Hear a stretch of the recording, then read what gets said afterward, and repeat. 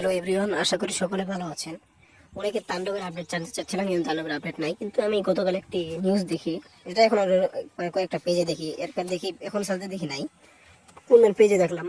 তো সেখানে দেখা হয়েছে যে নিদ্রা দে নেহা, আমি তাকে চিনতাম না, একবার ছিলাম, সে নাটক করে তাকে নাকি মানে অ্যাকশন দৃশ্যে, কয়েকটা অ্যাকশন দৃশ্যে সাকিব ভাইয়ের সাথে তাণ্ডবে তাকে দেখা যাবে, এমনটি একটি রিউমার চলেছে।